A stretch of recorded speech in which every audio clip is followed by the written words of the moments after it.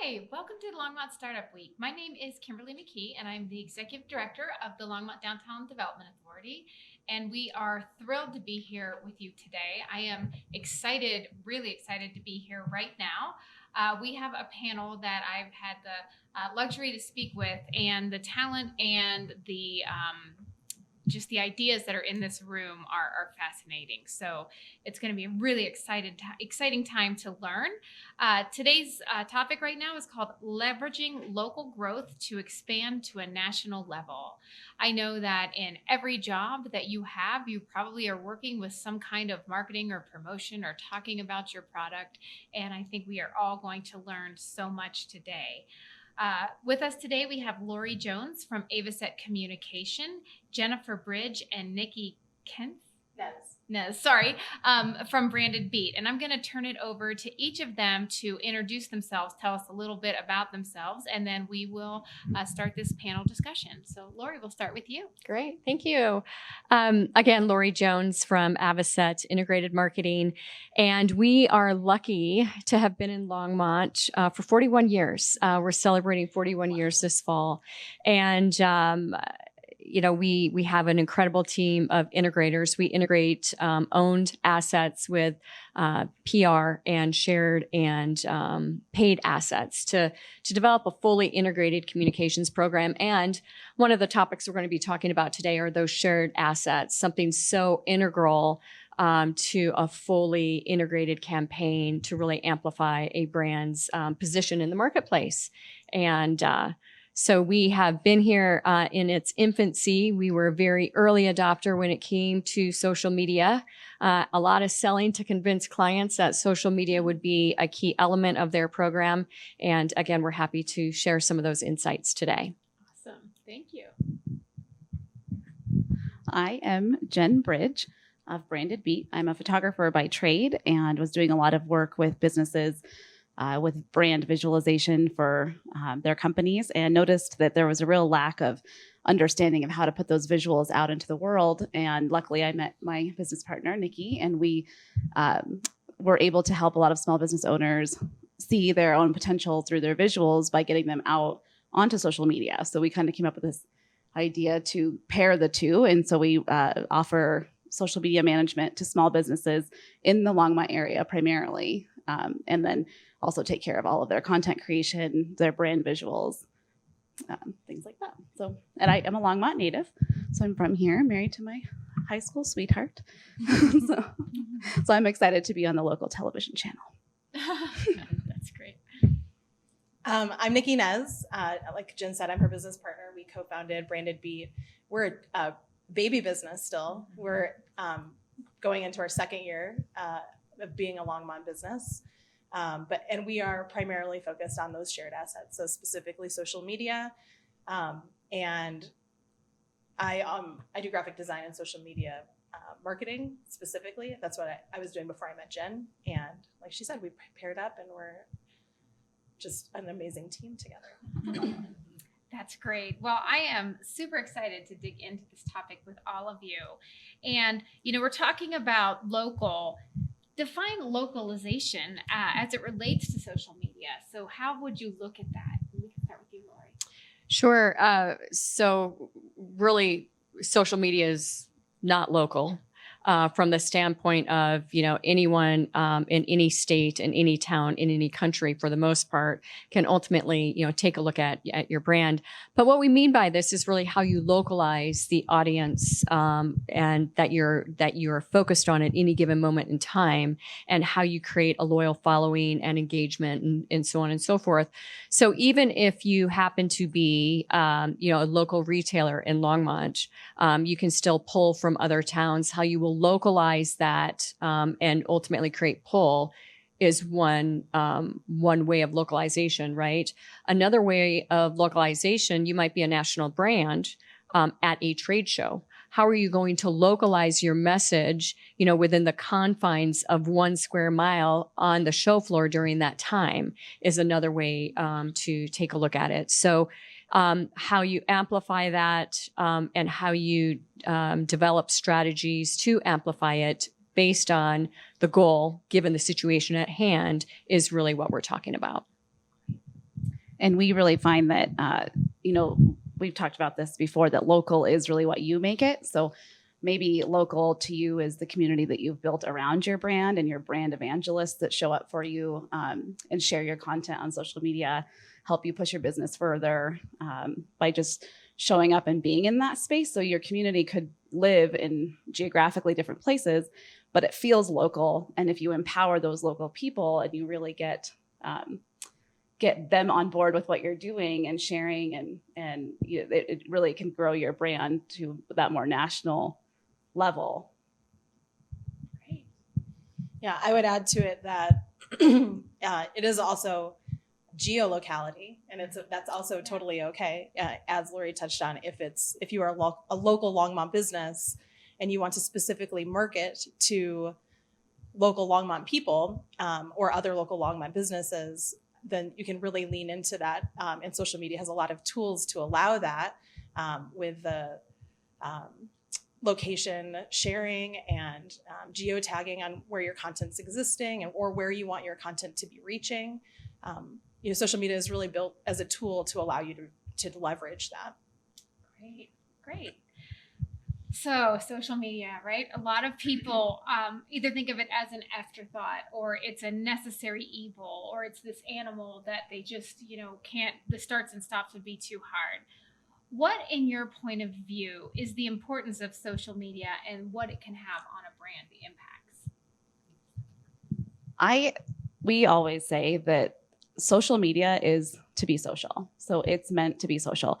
We really believe in showing up authentically and not to misuse or overuse that kind of buzzword. Right now, a lot of people say authenticity, but sometimes it's kind of used improperly. But we really believe in using social media to be social, to connect with people who really want to learn more about your business. They want to learn more about why they should buy from you, why they should support you. And we talk about it being a storefront. Do you want to elaborate on it being? One of my favorite analogies, I overuse analogies, but I do love them, and I'll use one right now. I think of how you show up on social media as sort of being your virtual storefront. And, where does anybody want to be? Any local business would love to have a storefront location on Main Street in the town square to have that high visibility. And social media affords you that. It is where the audience exists. They are there. They are primed and ready for your content. And it's just a matter of you opening your doors and saying, hey, here's where I am. Come and see what I have to show you. And it's more than just creating an account and existing there. You have to show up every day and kind of share what's happening in the day-to-day in your business. Yeah, go ahead. I would add, regarding the importance of it. So again, we're an integrated firm, and one component of what we deploy is social media. But for every brand out there, an individual, a prospect, needs to interact with your brand 26 times before making a buying decision. That's a massive number. One of the most cost-effective ways to amplify your brand and what you might be selling or promoting is social media. And to do that, you need that consistency, as you've touched upon. It needs to be brand compliant. It needs to be on tone. It needs to be wicked smart and creative. There's a lot of continuity involved, which we'll get into later on. But even if you are a B2B brand or a B2C brand or a retail brand, it does not matter what you are marketing. Social media should be a very, very important piece of that fully integrated approach. And for a lot of brands, it's the only thing that they can afford is social media. So if you are new to market, the most cost-effective approach for you out of the chute is social media and amplifying your voice there. And I think that's that's the primary client that we serve are early businesses, young businesses who really don't have a gigantic budget to push into some of those other media opportunities that Lori was describing. And it really, social media, you certainly can pay to play and expand your reach monetarily. But there's so many ways to utilize it and do it free. And to add to that, that like social media is the piece of the toolkit of your marketing toolbox that is it can be the most relatable and the most human place for you to show up as yourself, like who you really are. If you're a personal brand, and there's personality behind each big brand as well. So it's the place where you get to kind of loosen up a bit and not be as controlled in your storytelling, because people really want to know the humanity behind a business, especially these days. The trust in businesses from the consumer standpoint is research is showing it's like at an all-time low. And so I feel like it's the place where you can really show up and be connecting with people. And like Nikki uses this analogy all the time of like when you're at a party, you wouldn't just show up to a party and shout into the room like, I'm here and blah, blah, blah, something about look at my outfit, and then leave. You would stay and you would mingle and you would talk and you would grab a drink and you would socialize. And that's the benefit and the beauty of social media for a business, is being able to show up a little bit more as yourself. It's a great tool to, we talk a lot about social selling, right? And there's a fine line between selling too much, especially with social media, and really just letting people get to the point where they're making some of their own decisions. And that is where the content strategy and really the voice and what it is that we're talking about. You don't want to insult people's intelligence. And they know why they're going to the page, or they know why, from an advertising standpoint, why that might be in front of them. And to be very, very authentic and create that trustworthiness is an area that I see a lot of brands fail at, because they look at it only to sell. Yes. And you've, again, 26 times, it's a big number, but move the client through the sales journey on their own when it's social media. I think those are all fantastic points. And when you talk about the 26, when you're starting a new event, right?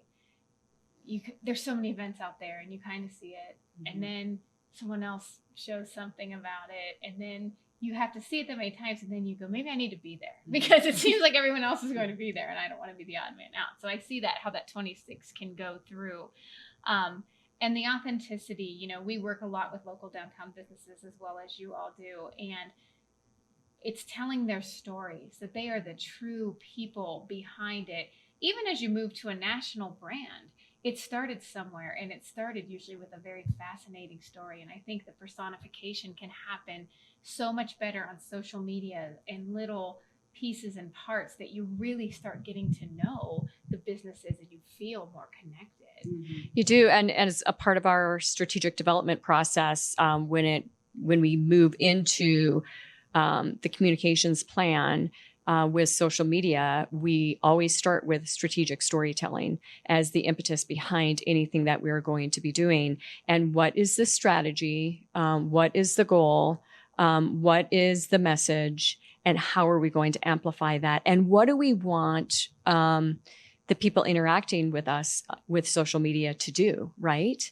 And that's where a lot of that happens. That bottom up funnel referral, you've got to go to this, or you see someone, as you've stated, that says, I am going to it, maybe in a calendar invite within Facebook. That to me is intriguing. And the social media outlets themselves do a very beautiful job of amplifying that a lot for us, based on what the people who follow us or like us or interact with us, and then of course we're interacting with, do on social media daily. Great.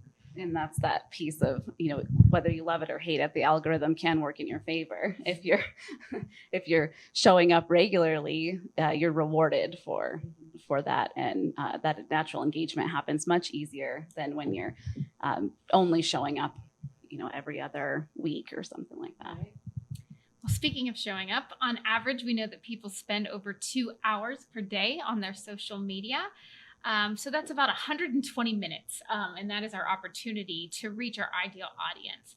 What are some of the benefits that you see to that? We have a real diverse client base, and we love it because it just keeps us sharp and we're constantly doing something new. But one of our clients, ARC Thrift Stores, who has a local footprint here. We started with them with 17 stores, and they now have 31. and 30 donation drop-off locations.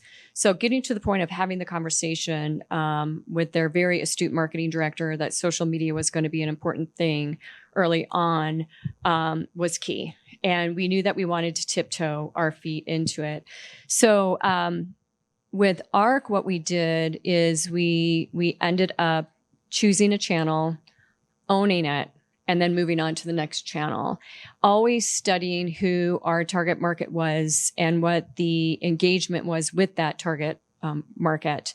And then again, expanding. Now, we just didn't expand linear from platform to platform. We also expanded within each platform.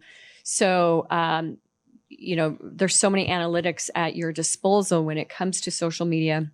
And we determined that based on the engagement, precisely what type of post was most effective. And we ended up knowing that we needed to post 3 times a day because the audience had grown to be so massive and large that we had to post 3 times a day in order to keep them engaged or get people, when they were entering at lunch on a lunch break and then exiting, So our engagement, as we increased the amount of content, our engagement actually increased as well, which is really where we want. I mean, that's how we get to 26 times, right? Yeah. Because we see a lot of repeat engagement and shareability, tons of shareability with that brand in particular. I think it's a little tougher. And it's why you've got to look at each client so differently. In our situation, a lot of our B2B tech clients, totally different strategy, right? We might begin them on LinkedIn and utilize Facebook as an evening afterthought for them and post in the evening when they might be going to Facebook for the first time during their day. So based on what you are selling and what your service or product is, you really need to look at it very, very differently. Yeah. And I think, what you're talking about with the time of day is so interesting and something that I think a lot of people overlook, that I'll just post when I have a moment to do it, but really to think about it more strategically than that, as she's describing, some of those tech clients may be only doing the leisurely social activities in the later evening. I used to work with a brand who really wanted to access young mothers of infants. And we had a lot of success in pushing content out in the middle of the night because that's when they were up feeding babies. And, as a relatively young mother myself, I certainly was scrolling Facebook and Instagram at 2 a.m. while I was nursing. And that's. They didn't have it when I was nursing. Yeah. It was not a thing. But that's when you have their access to that attention. And I think that that might not be something that many brands are thinking about. And I think it's really smart to consider that not only that these people are showing up 2 hours a day, but when are they showing up 2 hours a day and really hitting them at those specific times.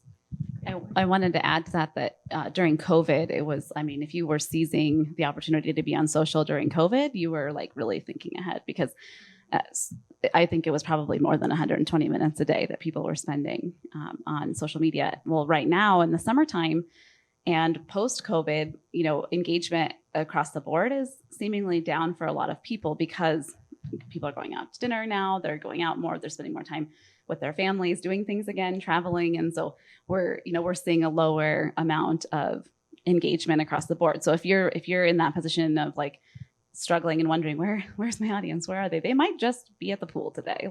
So summertime is also a hard time to assess your engagement. And it's a good time to think about like maybe slowing down and making a stronger strategy for like the fall when maybe the audience will be back on their phones again. So something to think about. And as Lori touched on earlier, all of these platforms feature rich with analytics, and they give you all of the information that you need about when these people are plugged in and when they are most interested. And so you really can play with it all of the time to try to hit those marks. Great. We do have a question from our audience. What are reasonable social budgets to expect to spend for a young brand for local engagement strategies? So I would say it depends on if you're hiring someone to help you or if you're going to be doing it on your own. And for some of the smaller brands out there, to just have a strategy down on paper and start doing it on your own, I think is a fine approach. So really that's your time, right? And it's a great investment in the future. For our clients, we're working, with multinational clients that are, they're very, very, very large clients. So their budgets, are thousands of dollars each month when it comes to social media with us. But again, if you're a local, smaller brand and you're looking to outsource, I think, the ladies to my to your left, my right, can do incredible work to really launch you and get you going. I'm not going to answer the price question for you. I'll let you do that one. Well, and I think that it's, I'm sorry, I didn't mean to interrupt you, Lori, but I think it's an interesting question because there's a lot of facets to it because it's not, you might be outsourcing the work and there's certainly fees associated with employing somebody to create this content for you. But you could also be creating this content for yourself or employing somebody to do it and then paying additional money to expand that strategy. So, and I do have to say, social media never goes well when you do it yourself. I mean, it's a fine way to start when you have no choice, right? But it doesn't get executed on time, and timing is huge. Yeah. There's typically not continuity with it. So brand continuity is incredibly important. Typically, it's an afterthought. It's not strategic. And there are professionals who do this. And there's a reason why it's a growing category and a minimum of 2 hours a day, people spending with social media because it is working. It's just a matter of how you fit into that. So hire the professionals. I did want to mention that for ad spending specifically, we really like to focus on organic engagement and growing your real following. And so we don't do a lot of paid stuff with our management clients unless they come to us with wanting to spend those ad dollars pushing their content further, because we see their brand a lot of success around just building that community, that local community around their business. Yeah, I think slow and steady wins the race in some cases. If you do put a lot of paid ads, behind your content that's going out, you can see a lot of rapid growth, but you might not actually be picking up clients that are going to convert. And really, that's what all of this is about. We can talk about engagement all day long and getting the likes and the follows and shares, but if they're not purchasing your goods or your services, then they're not worth your time. Right. And I think it depends, again, if you have paid as a part of your strategy, then you want to be in social media as a part of that. But building it organically is an absolute must because the ads will not work unless you have an organic following.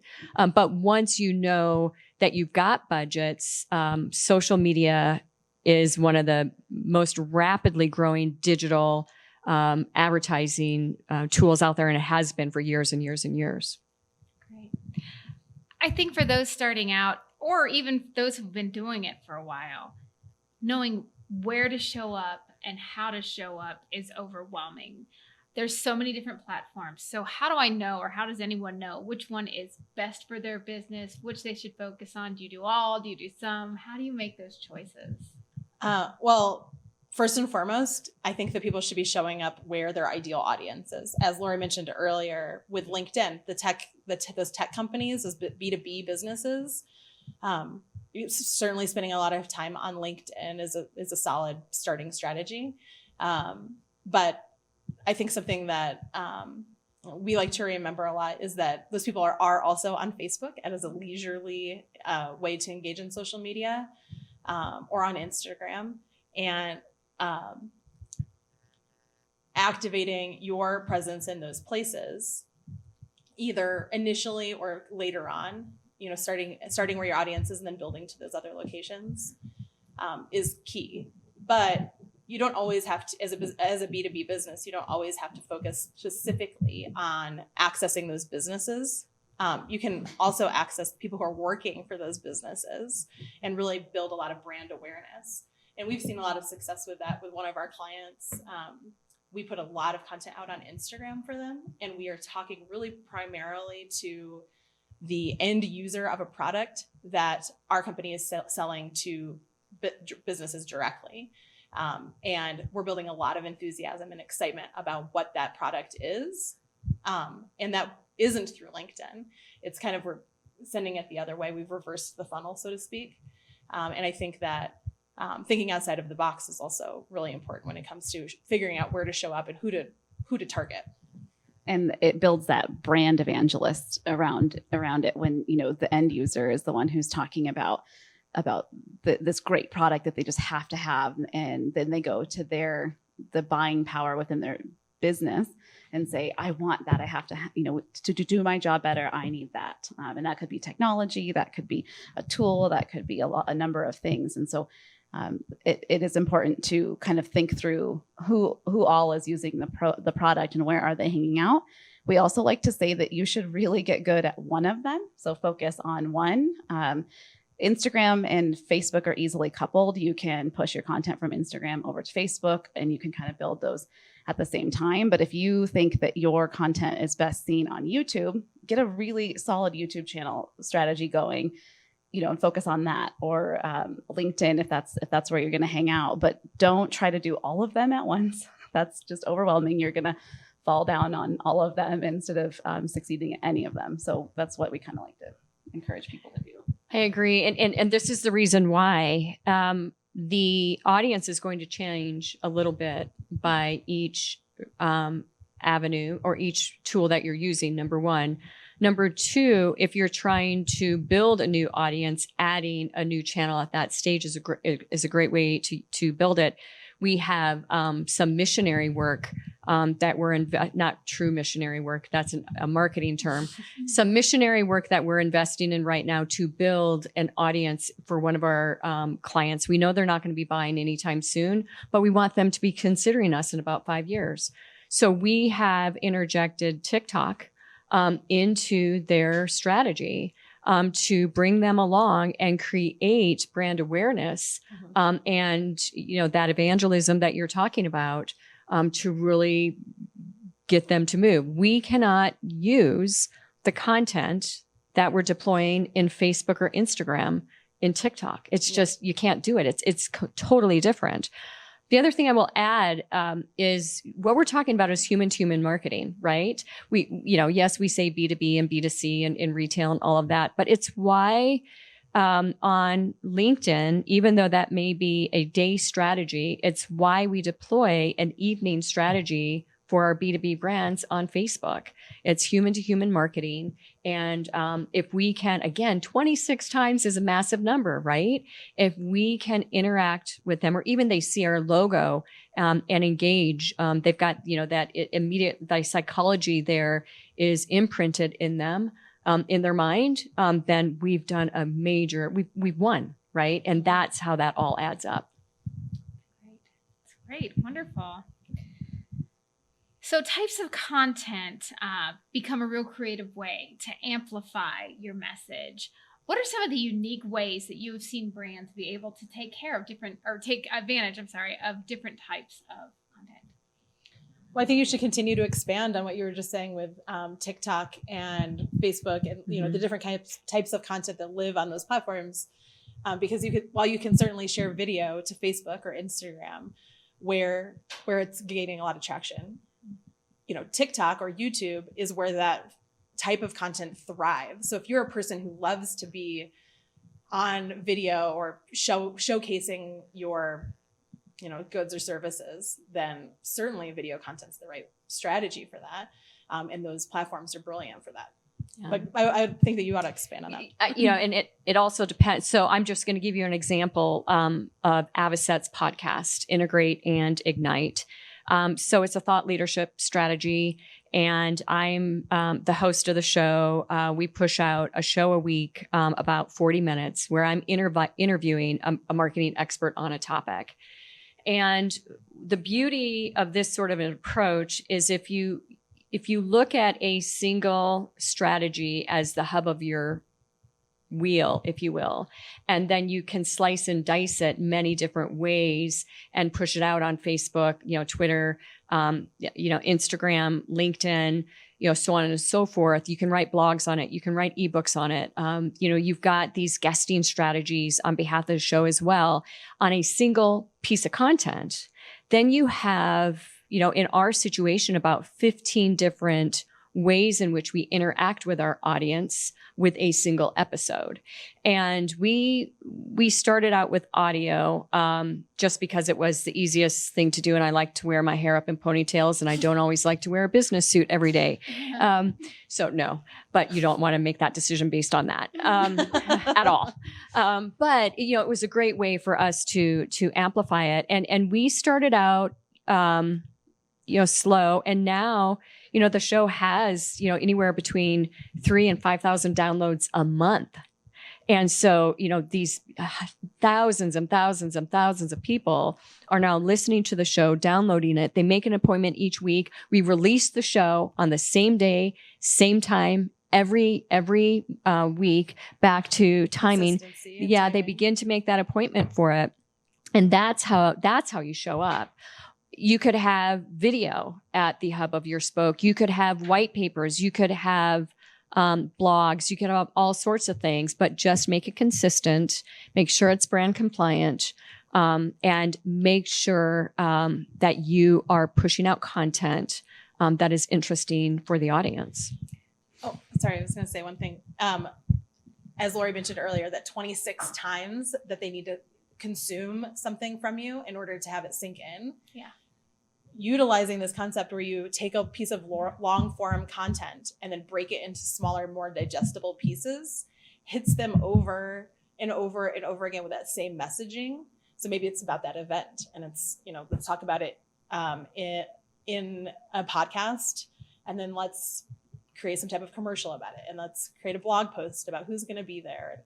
All of these little pieces build up to that 26 times. And then that's where you're going to start to see a conversion. And I mean, really, it's sort of common sense because it's working smarter, not harder. You create one piece of content, and then that grows into, would you say, like 16 pieces for yourself? Yeah. And speaking to the small business owner who's just starting out and, not producing a podcast yet or things like that they might start with an email list, and you write one really high quality email a month, and you start building your list, and you take from the long form, you cut it into short form things, quotes, pieces of tips and tricks, information that you can put out on social media. And don't be afraid to say the same thing over and over and over on social media, because people are using it at different times of day. They're not all seeing the same content at the same time. And so there's no reason why you can't just take the same thing and use it, until you beat it dead. And then people start to really get that stamp in their brain of like, this is what this person does. This is what this company talks about. This is what they, how I can use their product or their service. And so don't be afraid of reusing stuff over and over. Yeah. I think that's a great point. And I think, especially someone who tries to go it alone, which I think is hard, you get tired of your own brand a little bit, right? Yeah. And then you start to tweak it, or you start to do something, which gets so confusing to the people that don't live and breathe it. And I think in my whole career, people have always cited, have you ever seen a Nike swoosh? You've probably seen it for 30, 40 years. So staying on brand is such an important to this cohesive approach, even if your message might look you're delivering it a little differently, maybe on Twitter than you are on Facebook or on Instagram. So talk a little bit about the advice you have for the audience regarding staying on brand and really making that work. Visuals are huge. People see things and know, like to your point about the Nike swoosh, if you saw that anywhere, wherever you are in the world, you would automatically know what that is. And that's why that's good branding. When you know a brand, when you're scrolling through your feed, and think about this just for a second, when you're scrolling through Instagram or Facebook and you're looking, you come across something and before you even see that person's handle at the top, you know whose it is because it always looks like that. It always shows those colors or that background or that face or that product or whatever it may be. They're showing up so consistently that you recognize their brand without even having to see their name. And so being on brand with your visuals is huge. And that's why branding photography can be such a powerful tool. And if you're just starting out, might be one of the best things you invest in is a good branding system, because you have to have visuals that match your brand, that they're high quality, people can relate to them, and they make sense day in and day out for what you're putting out there. Yeah, and make it easier on yourself. Like, you've built this company, you have a logo for it, you've paid probably money for that. Use it and make sure that you're leaning into it as much as possible, because the more that you show up consistently, the more that when they see those 15 pieces of content that all support the same messaging, they know instantly who it's coming from. And I think the Nike swoosh is like such a great example of that, because you see it on shoes, on shorts, on balls, on whatever, and you know exactly where it's coming from. Even though the content is different, even though what you're seeing is different, you know exactly who it's coming from, because they have been so true to the consistency of showing up as their own brand. And they could have taken it too far though, right? They could have always said, okay, our swish is only going to be blue. And when the swish is only blue, what happens is this: people don't see it anymore. So brands need to add excitement to that consistency. So seasonality is a great way to do that, right? You'll see Nike, staying again with that example, who will colorize or add Christmas bells to the swish throughout the holiday season. Or they might utilize, something that's more opaque during the summer because of the bright skies and water sports. Or they could do that regionally as well. And so making sure that you do add life and that you don't take continuity too far while maintaining the branding, I think is a real gift, because that's when you wake up the audience. They need to be woken up, especially with brands that are really well known. They need excitement added to them. Think about Coca-Cola and the Polar Bear campaign, right? Yeah. That is a great way where Coca-Cola woke up the audience. And so deploying those sort of strategies, it could be look and feel, it could be a brand character, it could be seasonality, it can be a number of different things that psychologically we need to make sure that we keep our audience in tune with. I think is where a lot of marketers get stale, and they just don't do the best thing for the brand that they could be doing. I was going to add to that. Sorry, Jen, I keep interrupting you. But also to be very mindful about it being performative, mm-hmm. because was that what you're going to say? See, we're the same. Because if you are somebody, if you are a brand that has absolutely nothing to do with, the holiday season, if there's no reason for you to be talking about it, then don't rebrand yourself or pepper that in where it seems unnecessary, because you lose that authenticity that you've been building. And I think that there's a lot of missteps, especially around some like more hot topic things that have been coming up politically, or just, I don't want to get too much into it, but if you align yourself with those things that don't specifically align with your brand, your audience is very much aware of it. They're going to see right through it, and they'll tell you by not engaging anymore. Yeah. Right. And we live in performative. I mean, humans are performative. We relate to each other on how we're performing and how we're showing up. And when you can get away from being performative and instead being really authentic in your approach, and so it doesn't make sense for you to talk about these hot button items, then you shouldn't be having a conversation in that space or bringing up the conversation. You could add to the conversation, or you could go to someone else's profile or whatever and learn from them.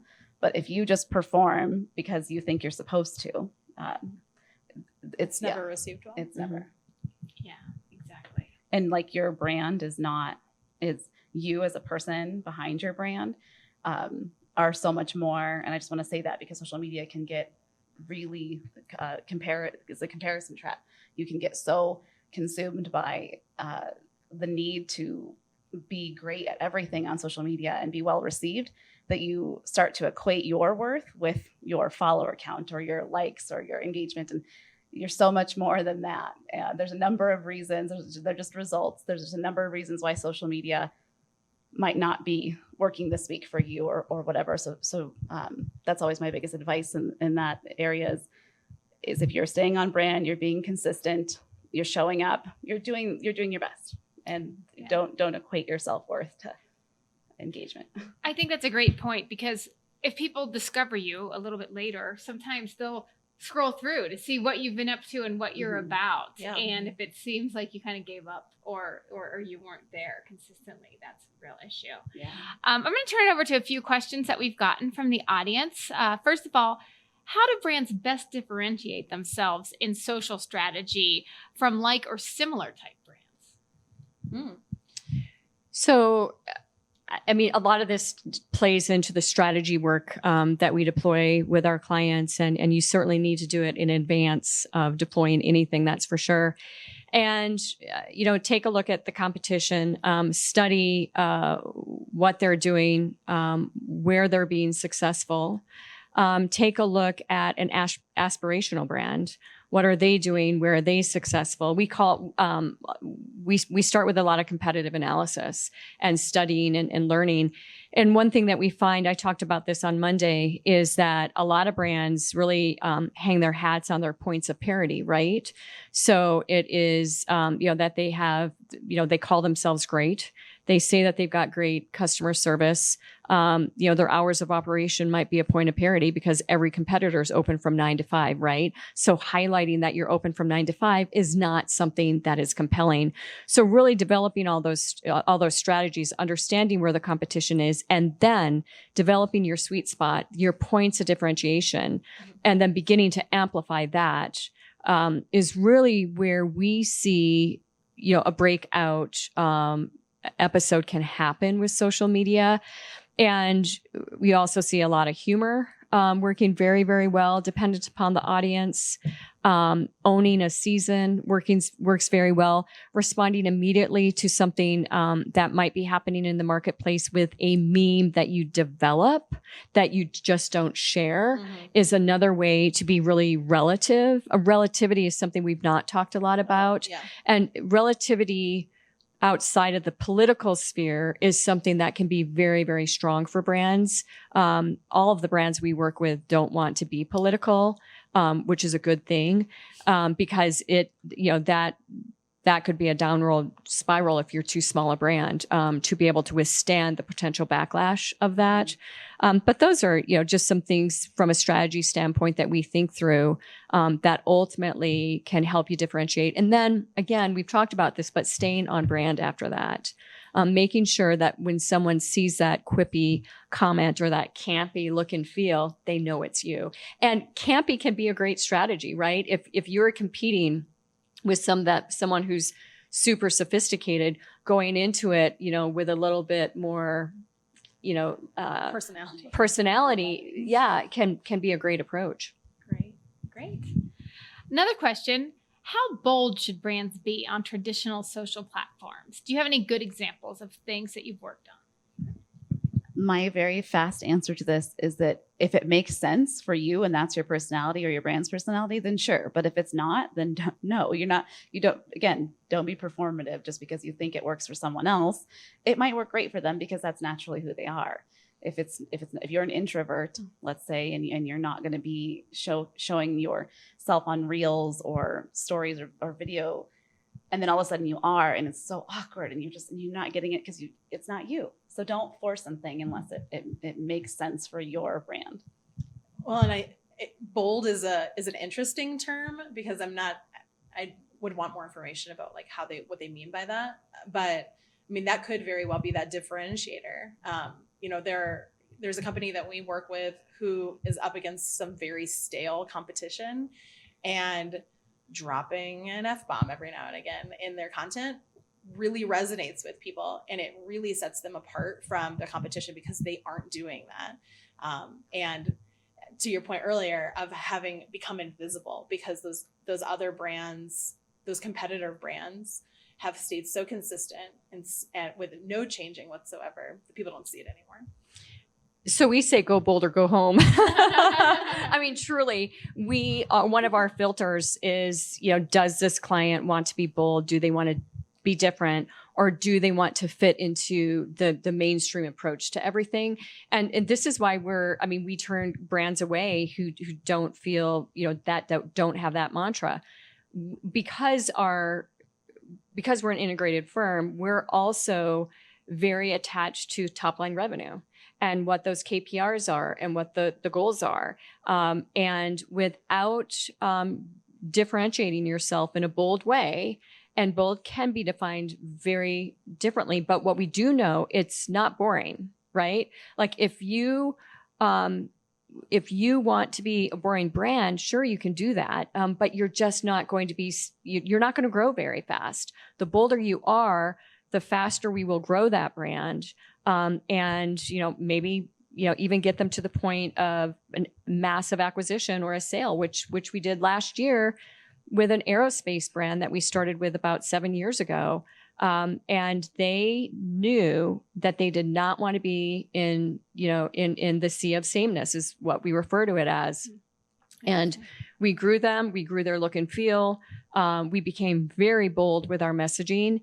And, 7 years later, they were acquired, and that was the goal. And that's why we took that approach with them. I think just to bring this all full circle and to look at your shirt there that says, "Hey girl, hey," it's really all about word of mouth and having content that people will remember. And I think nothing's more flattering than having content that someone remembers and wants to tell a friend, right? That is how we start growing the brand. And that is authentic. If I hear it from Lori, I'm going to really value it because it was something that she remembered enough and cared to put out there to those that we trust. So Hey Girl Hey, if you haven't seen that, here at Startup Work or at Startup Week, we're really trying to talk about what does that word of mouth and how powerful can it be. So in other sessions or tomorrow, if you type into the chat, "Hey girl, hey," we have some wonderful things that will happen to you. And you could tell your friends to type up "Hey girl, hey" as well. We have fantastic sponsors. So you would get a $20 gift card to ARC thrift stores. And you would also be entered in drawings for other gift cards from Specialty Appliance and from downtown Longmont. So hey girl, hey, go and tell your friends about how wonderful not only Startup Week is, but word of mouth and getting your message out that way. So we have about 2 more minutes. If anyone has any final words or advice or things they'd like to share with our great audience today. Well, I'm sorry. I'm supposed to pick this up.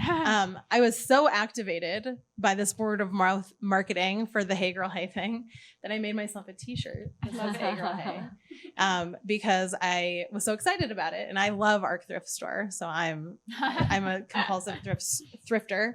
And so I think that's, it's such a great example of everything that we spoke about today.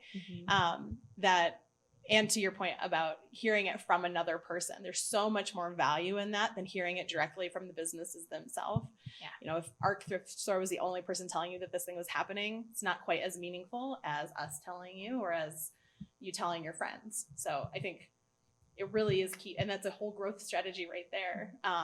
Really leaning into the word of mouth. Yeah, it's an awareness strategy, right? And when we can get people to talk about it, and it comes with that, the respect that you bring to the table when you are talking about it, it really does help amplify the brand and ultimately where they want to take the promotion or, the product that they're selling. Great. Awesome.